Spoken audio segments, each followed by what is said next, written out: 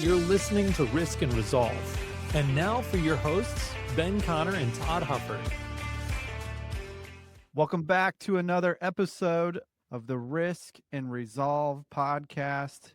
I'm Ben Connor alongside my co-host Todd Hufford, and we're about to embark on part 2 of 7, talking about Clay Connor, my grandfather's journey through World War II. We're going to spend this time, before we jump into the airing of episode 2, we wanted to recap episode 1. There's a lot there. There's a lot there. Yeah, it's funny. As we were talking, we're like, well, we can't recap this thing and so much that it's as long as the first episode. Right. There's so much with how detailed he was in just his vivid memory. That really stood out to me as I listened multiple times to episode 1. You know, we've had these tapes forever, obviously since the early 80s. Have you listened to it in its entirety before? I had not. I haven't either. And I think it was because, number one, who's got a tape player? Number two, I think it was really scratchy, and we had it kind of remastered, and it sounds really good. It's amazing.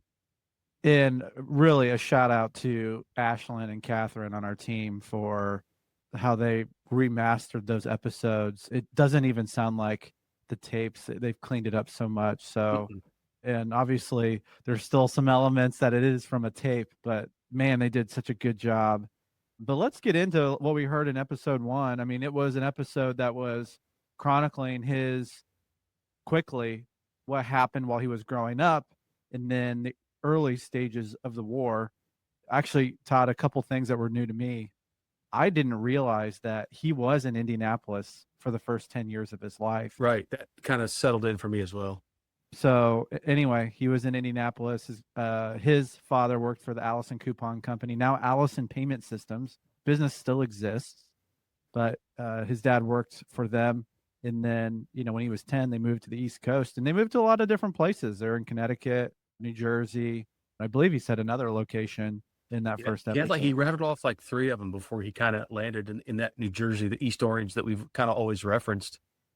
That he lived in. I don't mean to be a spoiler alert here, but for those that don't know, his dad worked for the Allison Coupon Company. He did for a hot minute. He explained.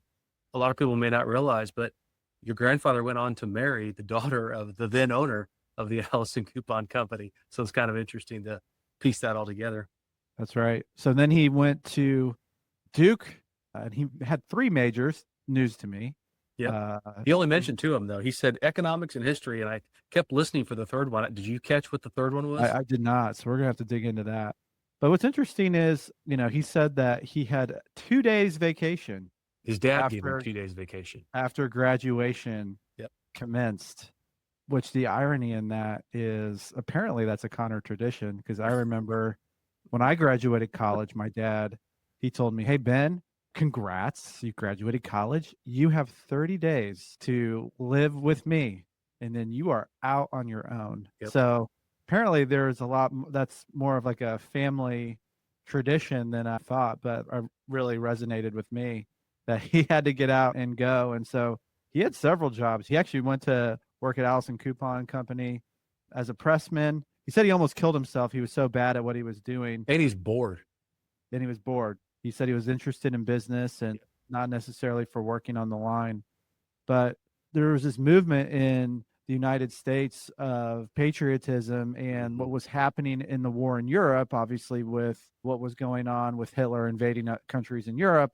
There was a lot of interest, and it created a lot of patriotism here, and seemingly a lot of his friends. And it was kind of the thing to want to volunteer for the service. As I look back on that, he said, old men don't fight wars. That's right. And as a young man, you don't have the fear of what can happen in war or the fear in just some of those things. It's kind of interesting, just the national sentiment at that point. So as he enlisted, he then got odd jobs as a fuller brush man. He taught lessons at the Arthur Dance Studio. So he was still trying to figure it out. And Todd, I mentioned this to you earlier, but if you took his experience and you overlaid that into a Gen Z worker, we would probably say about that Gen Z worker is, that's a failure to launch. Yeah. They don't know what they're doing. They're struggling. They're unsuccessful. Bunch of cake jobs. bunch of gig jobs, driving for Uber maybe is the translation. The original gig economy. Yeah. But that's not what we think when you look back. So it's just that really stood out to me, and really how hard we are on Gen Z. It really stuck in my mind.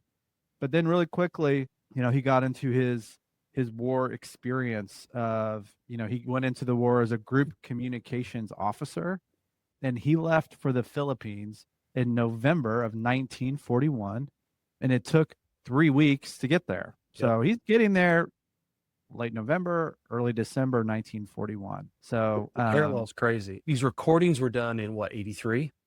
Yeah, a couple months before he passed away. So we know that. He doesn't sound like a weak man to me. He has a strong command of the dates. When he was talking about the military, he had numbers of troops. And at first I thought, is he just making this up? And interviewer asks him a couple questions, and he said, I don't know. I don't know the answer to that. So he was honest about what he didn't know, which I guess affirmed that when he did say something, he did know it. And I thought, oh my gosh, here we are listening to me, a stronger voice. And you and I know that he's dead in less than 6 months. Yeah. But then he's also recalling, hey, I'm doing this in the fall of 1940. I graduated in June of 40. I hit Scott Airfield in Belleville, Illinois in January of 41. And I feel like I'm watching a slow motion car crash. We know what happens. Yeah. And it's like, you're on a boat to the Philippines? No, don't do that. I mean, unbelievable. And he also was there a lot shorter than I realized. I thought he might have been there maybe 6 months before everything kind of broke loose, but it was weeks. So on that note, he landed in the Philippines, and weeks later, Pearl Harbor was attacked. Something that stood out to me that I didn't realize is Pearl Harbor and Manila were attacked within hours. Yes. So that was actually a coordinated attack, which is interesting to me. Obviously something that's not really talked about, but it was within hours. Obviously, when you look at dates of when things happened, it doesn't appear to be hours because of the international dateline. But literally within 6 hours of Pearl Harbor being attacked, Manila was attacked. They also asked, hey, wasn't there like some communication around, hey, Japanese are acting funny, this, that, or the other? And he was emphatically said, no, like this was a total surprise. I think the skeptic in me said, he also talked about airplanes went to Australia because they didn't have coolant. And it's kind of like, okay, is that like what? Very strange. Very strange. A couple of things that I have as notes, and we can't drone on for too long.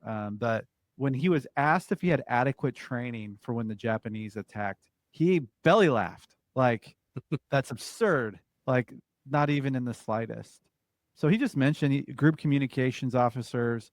When they describe what a communications officer does, we think in modern times of like this podcast and communications, but he was talking about like pipes and equipment that made him sound more like a plumber than it did tubes and knobs. Yeah, than a communication. But he just talked about that his strength was really in the people skills business, and that really got him through his probably like imposter syndrome early on as a group communications officer. And as he continued, he described that was best at being a scavenger. Yeah, he knew how to get food.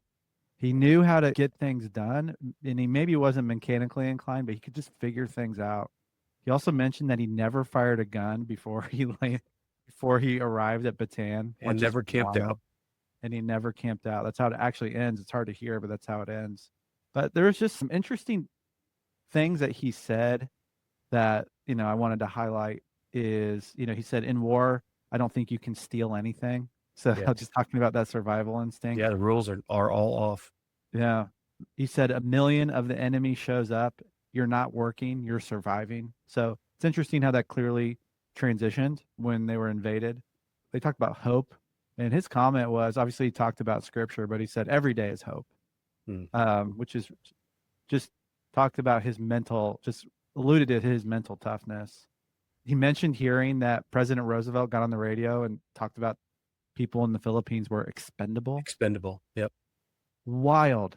Yep. And what's interesting is they're like, well, is that propaganda? Was that like a smoke screen? And, he's like, I kind of just took it as it is. Yeah, I tend to believe it. Yeah.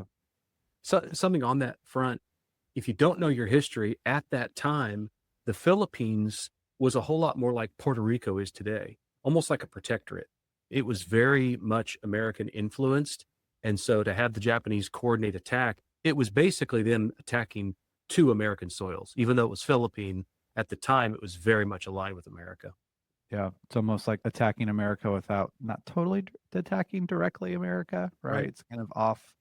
You know, another thing that he said that stood out to me about survival is he says, you took the bull by the horns and determined to survive. And if you're determined to survive, you're going to use every feasible, known technique and available method to do just that, survive. And that's what we did for 4 months. And that was talking about before he got into the jungles. It was just this survival mentality. And that 4 months was really from when they invaded to when they really broke through, and then decisions had to be made. You know, his escape, he used a specific date of what that was, which was April 9th, 1942. So between when it was invaded to April 9th. April. Yep, that's when that occurred.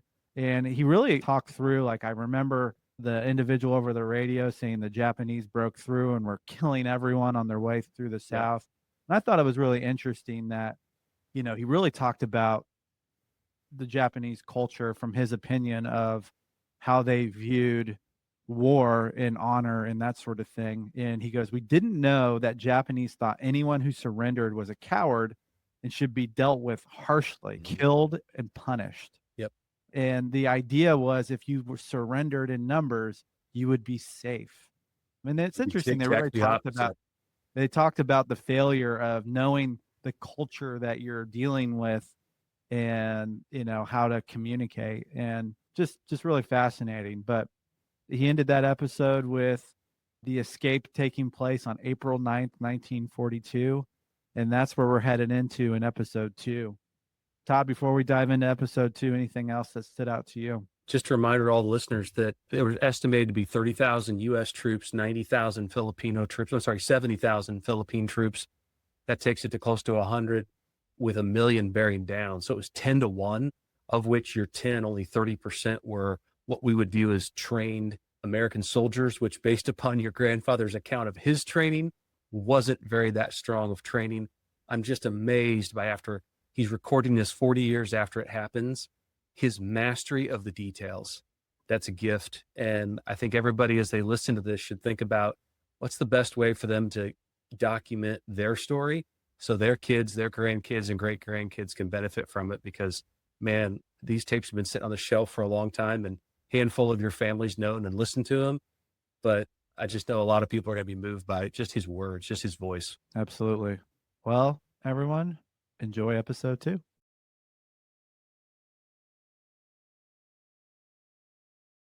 The Japanese had a chance to embed themselves into the society. There's no question about that. The Filipinos were already pro-American to begin with. They were fighting on our side to begin with. But the Japanese polarized the Filipinos absolutely and totally, and only perhaps 5% of the Filipinos who were preconditioned prior to World War II and educated in Japan and prepared for World War II, and that helped them store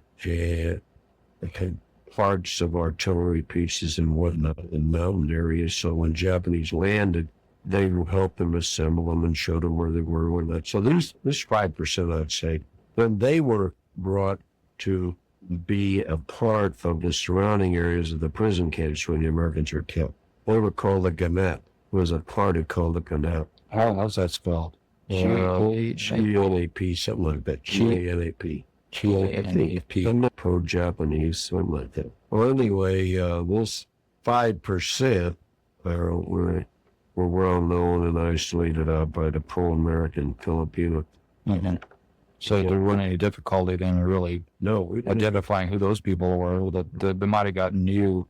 But the problem that developed as the war went along was we could not defend those who were out and out pro-American, and they were being killed as they were discovered in helping us. They'd go in and wipe out a whole area or village of people, men, women, and children, because they were known to have helped us, which was a terrible thing. And obviously, we don't want to be responsible for that kind of thing. And that was the penalty for helping Americans. And that began to get around. And the people became, they had no place to turn. If they helped us, they were in a spot. They wanted to help us, so it became a very delicate, as they put it, delicado, and difficult thing, so it kind of went underground. The help was they didn't discuss it among themselves or whatever. It wasn't that universal help that we had at the beginning, out and out. When did this transformation approximately take place? Was this in 43 or 44? I'd say 43. 1943. Around the end of 43 was when it really got rough. So about halfway through, when the 34 months you spent in the jungle is when things really got tough on you. And certainly you could understand, why they wouldn't want to help anymore, is because it'd be a death sentence for everybody in the village. And it was a form of genocide. When you first got started, were you the only American in the group that got it? And I really want to get back to how you actually escaped from the perimeter. The Japanese were closing in on you at this area of Little Barrio. Little Baguio. Baguio, excuse me. Baguio is a resort up in the north part of the Blue Zone, which is a well-known international resort. It's the Miami or Santa Barbara or Pasadena, it's a well-known resort. So this is Little Baguio. It was a jungle. Well, another thing is, this would be after April 9th. Did you tell anybody in advance that you were going to try to make a break for it? And did anybody try to say, Lieutenant, you can't go? And how did you actually, manage to get out of that area? This is something I'm really curious about. Well, as I said, I went to the General Staff and told them, and Anderson, of course, was there also. I was telling him about his plans, and so they talked to him, and he offered to take the General Staff or any of them. He wanted any of them to go with him. But you got to remember, they were all in it. And I was, this is 1942, so I was 23 years old, more than 24 years old.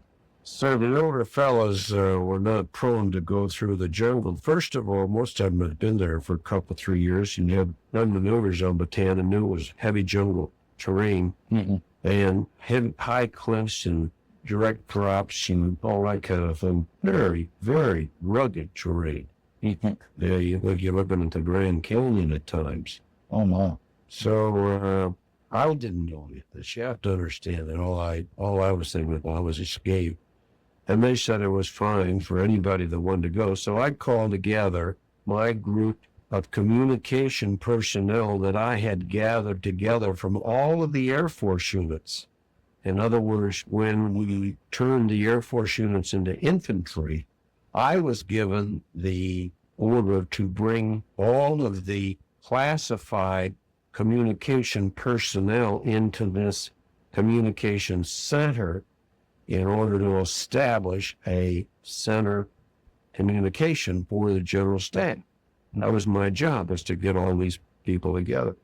So I called them all together, and I said, well, I need the Hendersons, there's things he could escape through Maravillas, which is straight up and top and up to Mount Nate, which is up in here, and get all up into northern Bataan and into Pampanga and find Colonel Thorpe and McGuire, Captain McGuire, and all those guys. And Anderson's been around a while. He knows what he's doing. He's flown over this area many times, and he's got a Filipino wife. He knows what's going on.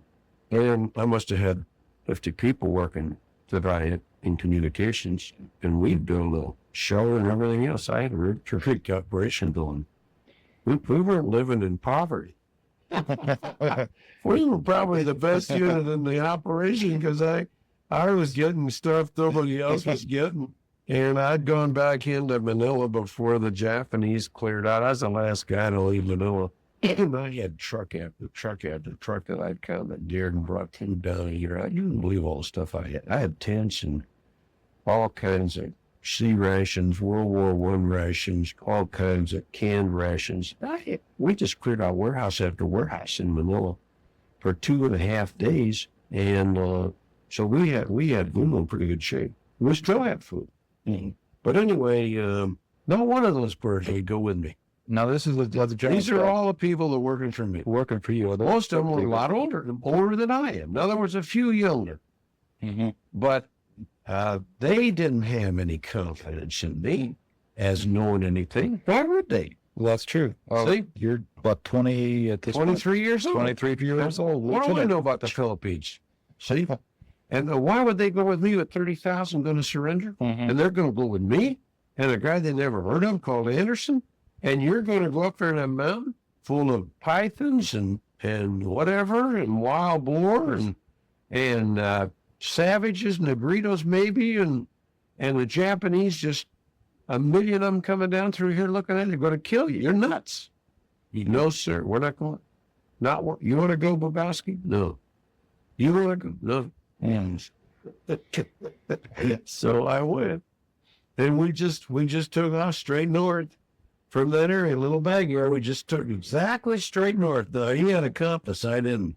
And we went right up on the side of that mountain, and I'm telling you, that's something else. Well, you can see from the terrain features on the map that you have that is extremely steep. It almost looks like an extinct volcano. I got into one area by myself because they left me behind. I got sick. I climbed down about 600 feet through a waterfall, gripping both sides of a swarmy rock area and catching my heat. And I've never done that in my life before. 600 feet? 600 feet. Well, there is no amount of money in the world that would give me to do a dumb thing like that. But there was no way. I either did that or nothing. I died. Right. And so I could sit here for a week and tell you about that escape going through all that, but that's ridiculous. I couldn't do that again. I mean, if somebody told me I had to go through that, I wouldn't escape. Do you think you were in good physical condition? You must have been in order to get through that area. Absolutely. If I hadn't got malaria and dengue fever and dysentery, that'd have been great. But I got all these things because, you see, when we get, you can't stay on the top of the mountain. You can't stay on the mountains. You know why? No water. There's no water. Oh, that's right. The water rolls awfully. See, so there's no water. And especially in April, there hadn't been a rainy season yet. So there's no water. So you got to go to a low, you got to get down there. And you think you're never going to get there to get any water. You think there isn't any water left in the world. And when you get down to the water, what you find are hundreds of dead bodies with scavengers of every description running through the bodies and over the bodies, and every kind of insect by the billions. Insects so massive that they just cover your head, your face. You can't get them off. They're as thick as a ruler almost. And they're just they mat themselves all over you because they multiplied as a result of all this death in the water and that environment, and you go in and you're thirsty, and that's what you drink. These were dead Americans? Dead Americans before we got to this point, and then after that they were dead Japanese. Oh, so outside the lines. Right. That's that road area that you mentioned on this other map. Let's see. Find what? Pilar Bagak Road. Pilar Bagak. How would you spell that? Over right here. Listen there. Well, Pilar, and you say Bagak. Something like that. What's that song? Bagak. What's this? See, Bataan. Right here. Is that Pilar? Pilar, that's Pilar Bagak Road. Pilar Bagak Road, okay. B-A-G-A-C, Bay. And you care, Pilar Bagak. Could you join the two words together? Well, you know, it's 14 miles north and south and 14 miles east and west and 96,000 offenders, of which 30,000 were Americans. Now, when you're thirsty, you drink it. Makes no difference. The situation, the insects, the bodies, everything. That's where the water was. It's wet. Any water anyplace else. And you said it, and that's what? Now the problem is the Japanese are still running through the area, so you should put some iodine if you had it, or you should put some tablets if you had them, or you should boil the water if you can, but you're a little hesitant to build a fire. We think that's the source of the diseases that you got, basically just the contaminated water. I don't know, I'm not a biologist. But it sounds like a pretty good candidate for... All I know is that a few days later, I was climbing these jungle mountains and so on, and I had malaria. I didn't know what malaria was. So you were by yourself this whole... No, basically... I was by myself for 5 days. And then I happened to meet up with another American. Well, what was his name? Do you recall? I've got a story I wrote. Okay, well, I'll check and that I out. don't know how I could forget it at this point, but he was later killed. Well, And he was killed on the West Coast about a year later. And I don't remember what his name was, just this real terrible. Well, that's all right. She got it down here in this article. Yeah, but, it'll probably come back to you a couple hours after I leave. I said, well, he and another American were together. Now, I remember the other American. He was a very nice fellow. His name was Mann, and he was killed also. how do you spell his name? M-A-N-N. Oh, man. For one but he lost Mann at that point. I see. And they had become separated. So what can happen is, and what did happen to this other fella and how I got in touch with him, I came to a place on the mountain that fell off at about, I don't know what angle that would be, about 90 degree, almost 90 degree, almost straight down, probably 70, 80 degree. And it was kind of shale or slate. Imagine that halfway up the mountain, here's this loose. Now I had to go about 50 feet from this side to this side of this shale that had built up there. Or if I got caught in this, I come straight off, drop. And he started to cross and made it, and he loosened it, and I started to cross and didn't make it and slid down.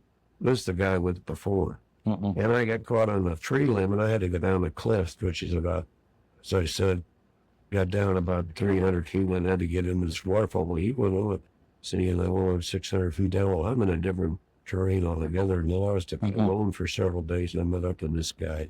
Just a random kind of thing, just by accident. This is, you just bump into somebody, you never saw this man, the second man, ever in your life, probably. In that case, just here we are out in the jungles, and we got to help each other out. Boy.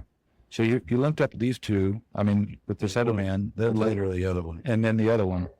So there was the three of you. Did you finally make it back to what Anderson had been talking about on Ford, that rendezvous? Never did catch up with him. I got up to this point called Tala, T-A-L-A. T-O-L-A. And it's opposite Samal, S-A-M-A-L. S-A-M-A-L. Right here. It's right up there.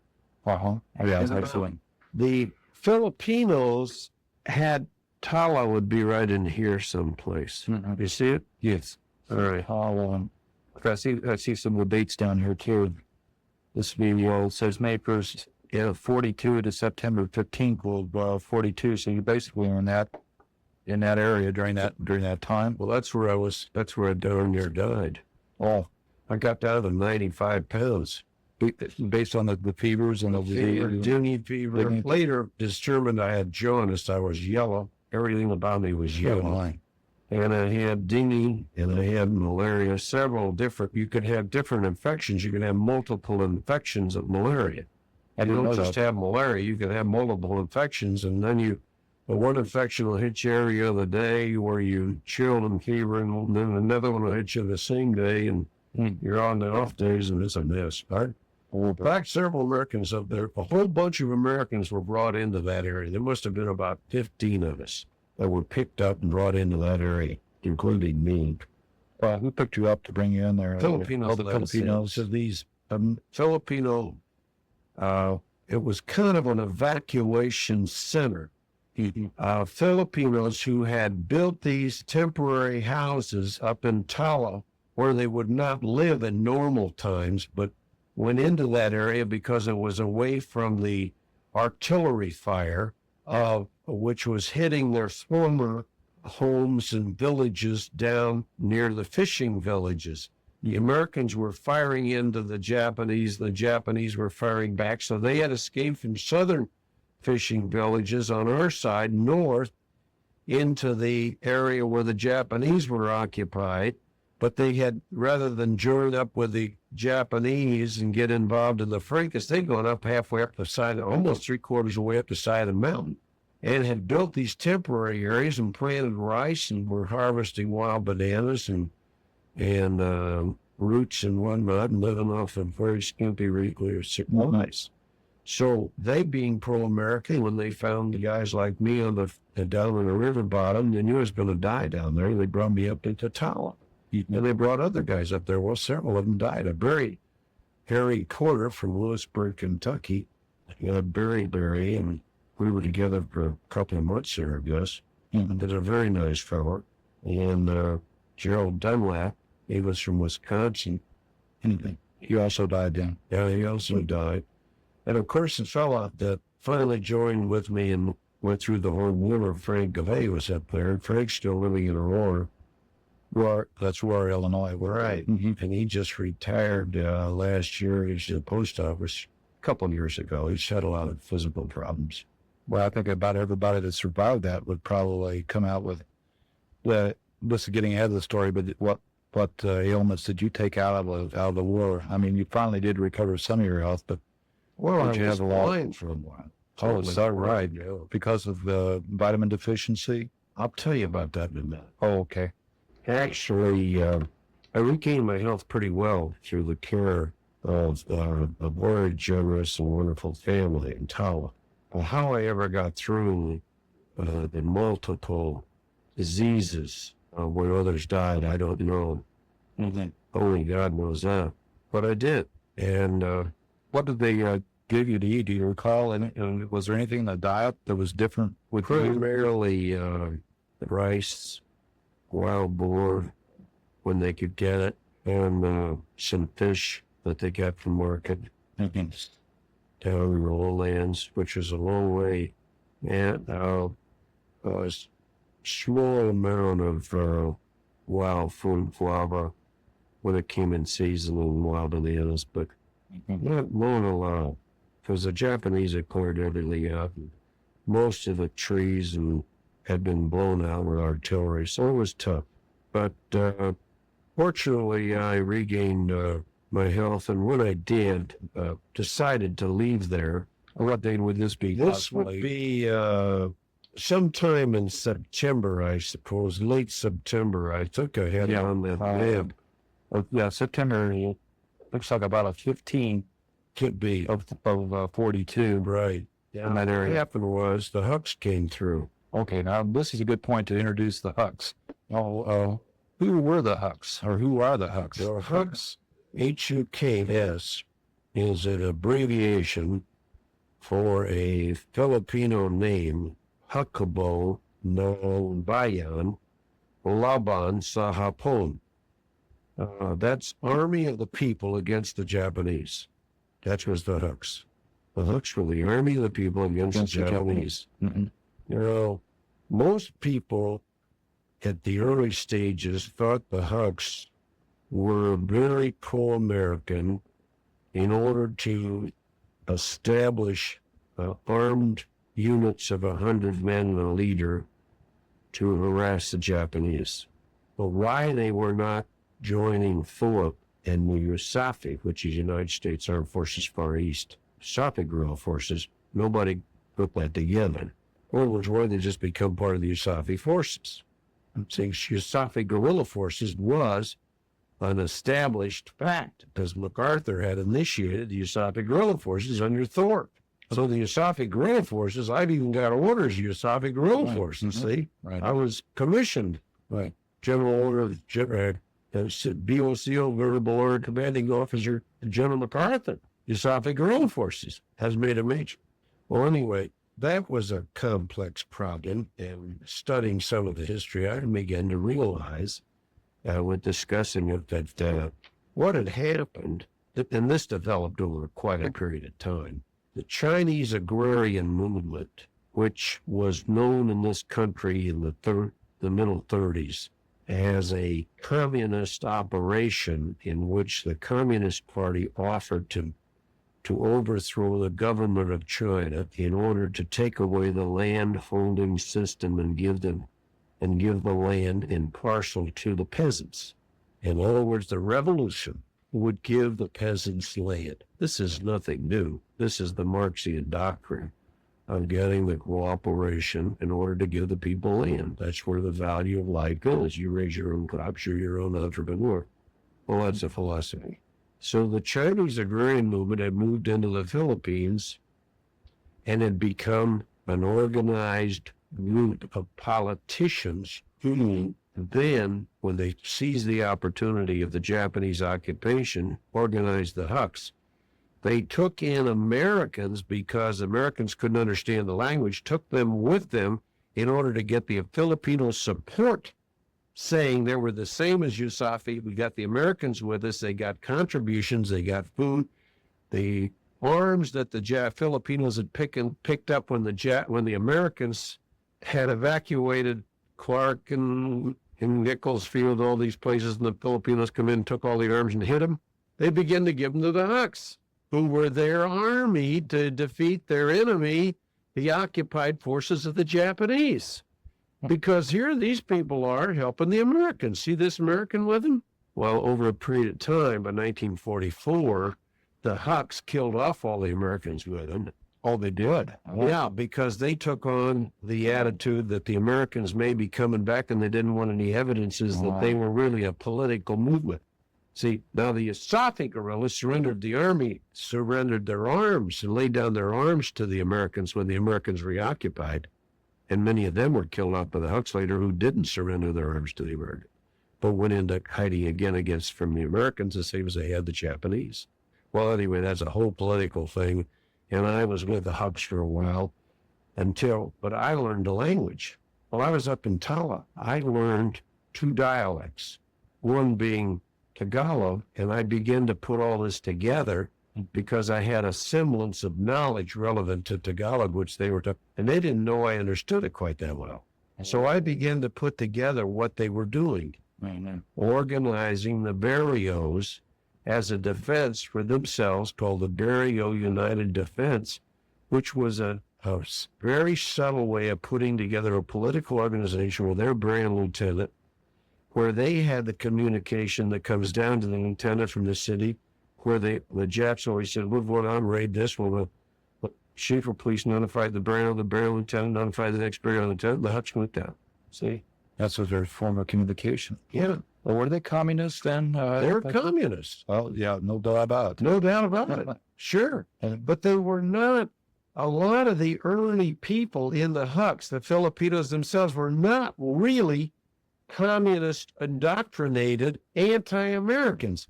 They were politicals who wanted to own land who were really pro-American. That was a strange thing about it. Oh, yeah. So it was kind of like that story of the ugly American that came out years and years ago. Here's a guy who's involved in this because he wants to own land, who is really pro-American for the time, but he has to make a decision. See? At a later date, he has to make a decision. That's a good point. Yeah. So you were there with the Hucks and, as you say, a brief period of time until you caught on to what was going on. So this would be after they were going to kill me. Oh, you found out about it right? Oh, I mean, I was put on trial. They brought me in and said that I had actually betrayed them to the Japanese and that I had escaped from prison camp. This was in early 44, and I had escaped in the late 43, early 44. I had escaped from a prison camp and had betrayed them to the Japanese, and they were. I'm telling you, it wasn't a circus.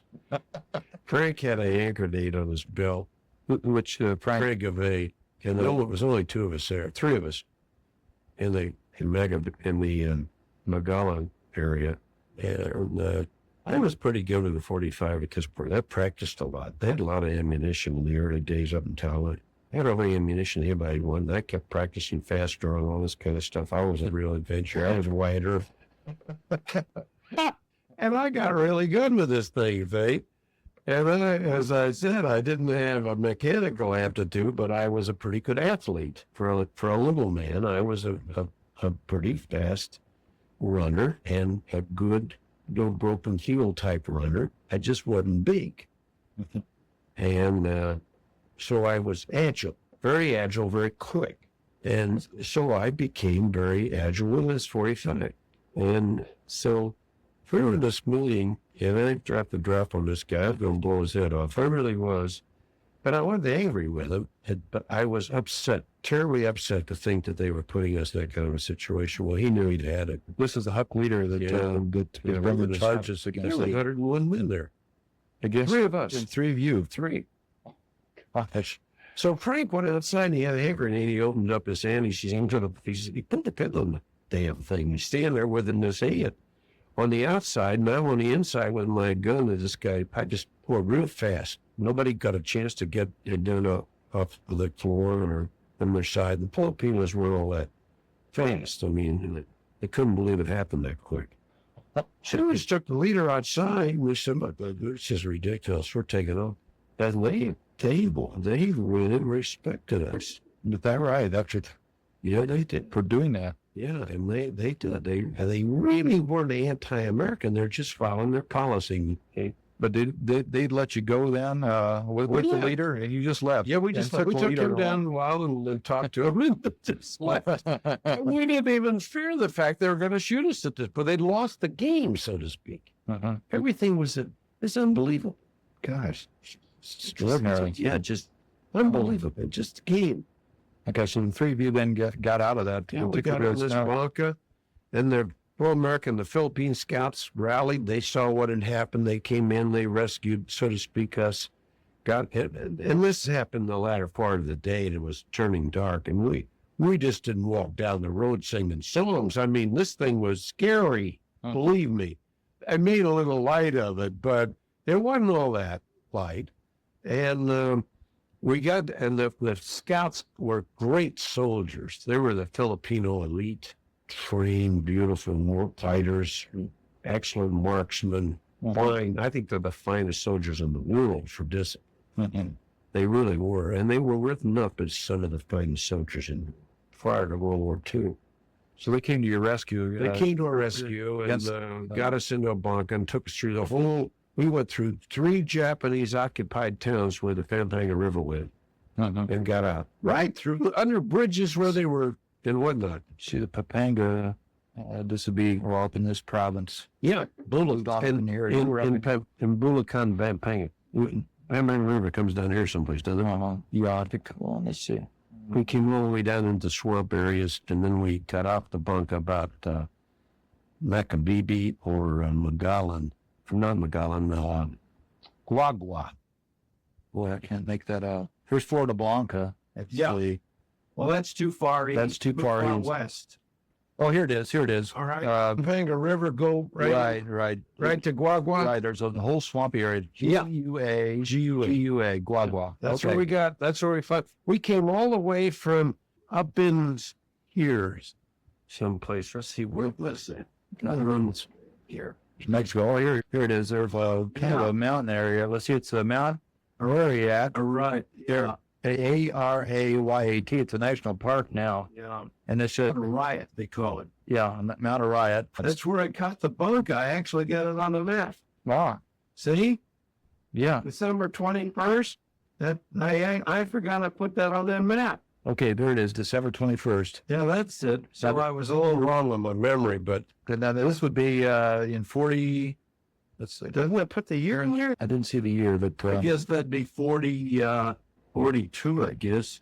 December 42. Okay. From the December. Oh, I guess it is. It's December. December 1st, 42. The Hucks. That's what that is. I thought it says decal, but it's December 1st, 42. Around up to Mount Ararat.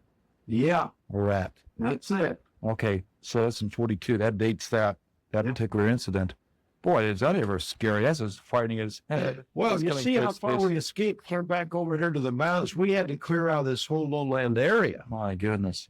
And get back to known quantity, just north of Bataan again, see? Mm-hmm. Does that show that we got back in there? That piece of tape over which we had this right here, you see this? Which is unfortunate where I photocopied that. But on the original, it showed we came over here behind, let's see, what's the name? I can't quite. That's it, right? You see where Dengue is the northern part of Bataan? Oh, yes, I see it now. Dengue, right. Now, Dengue was controlled by USAFI guerrilla forces under the Captain Boone, descendant of Daniel Boone. You don't recall his first name, though, do you? John. Captain John Boone. Mm-hmm. Well, that's not too far. He was a private. He made himself a captain. Oh, he Yeah, he refused to go to officers' candidates, any of that. He didn't want to be, he wanted to be a private. He wanted to be a corporal. He told me he was too mean to be anything but a private. That's what he told everybody. He was a handsome, stocky guy, and he was independent he was in the 31st Infantry, and he was tough people. Mm-hmm. And he could handle any kind of firearms. He was amazing. Yeah, he was out there in the jungles. Was he operating independently then? Yeah, independently. Yeah. And then you linked up with... But he had an American Navajo Indian with him named Gardner. Mm-hmm. And Gardner was Boone was about 6 foot, weighed about 175 pounds. Gardner was about 6'2", weighed about 260, 450. Oh. He was not only tough, he meant it. And when he picked up a Browning automatic rifle, it looked like he was holding a toothpick. Whoa, imposing physically. And he got drunk every time he could. He drank his sake and all kinds of junk that they made in the jungle. And of course, no Americans drank anything because it was too dangerous to be intoxicated or even to be inebriated in any way. So none of them ever drank anything that had any sense at all except Boone and Gardner. And nobody dared go in their area. Isn't that amazing? Oh, those guys sound like they should make a movie about stuff like that. It sound like The Odd Couple. They were unreal. Oh boy! I didn't want to get in an argument. Don't get in an argument with those guys. They're Boone. They lived through it too, and they survived the war. Yeah, I can see why now because they just were taking a guff off anybody. That's incredible. There were some else. Oh boy! So this would be when you're linked up with Gardner and Boone. This is in 40. This would be in 43. February. Well, the Japanese heard of it. See, they were following us as a result of all that stir we made. Mm-hmm. They rallied.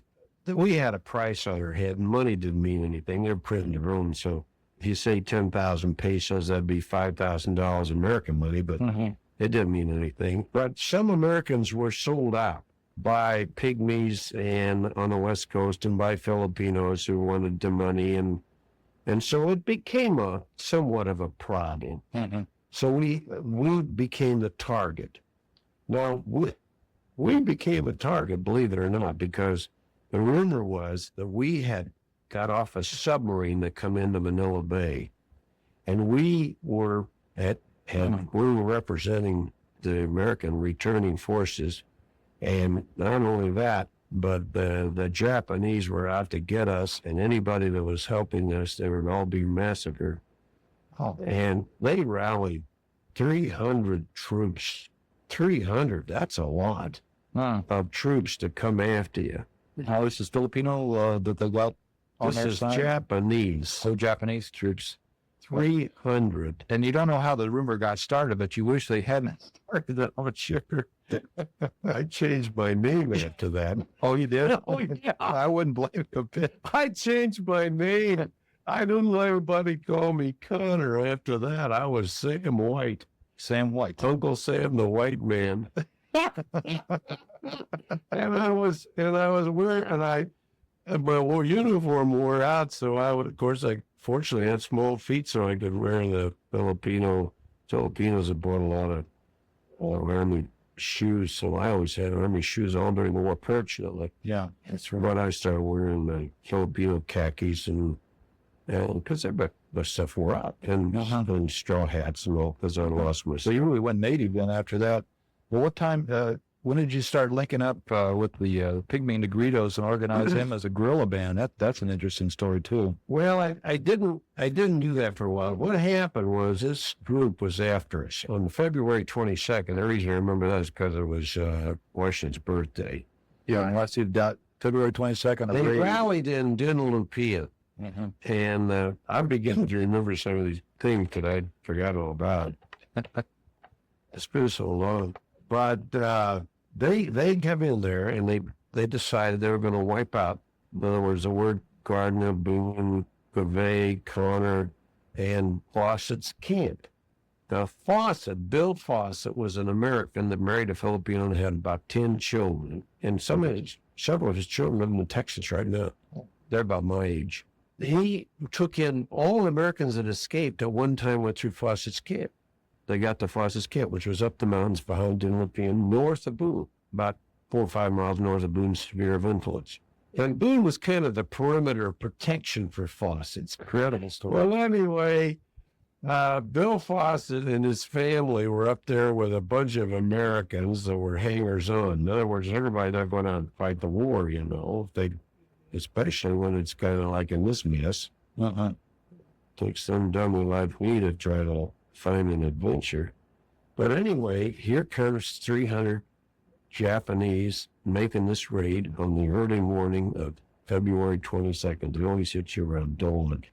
Tell you they tore that place all to pieces.